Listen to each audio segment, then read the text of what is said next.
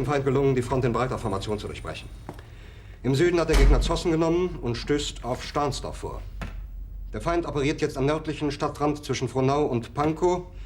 Und im Osten ist der Feind bis zur Linie Lichtenberg-Marsdorf-Karlshorst gelangt. Mit dem Angriff Steiners wird das alles in Ordnung kommen. Mein Führer, Steiner konnte nicht genügend Kräfte für einen Angriff massieren. Der Angriff Steiner ist nicht erfolgt.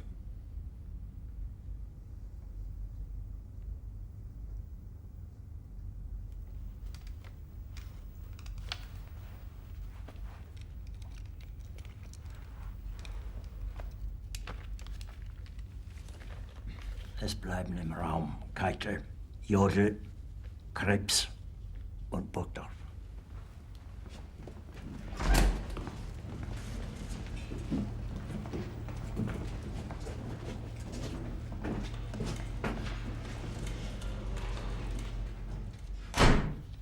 Das war ein Befehl! Der Angriff Steiners war ein Befehl! Wer schickt Sie? Das Militär hat Befehle! Mein Führer, ich kann nicht zulassen, dass die Soldaten, die für Sie verbringen... Nicht! Die Generalität ist das Geschmeiß des deutschen Volkes!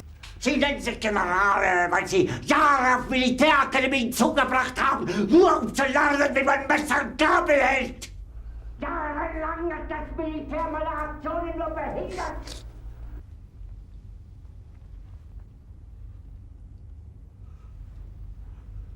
Aber wenn Sie, meine Herren, glauben, dass ich deswegen Berlin verlasse, irren Sie sich gewaltig.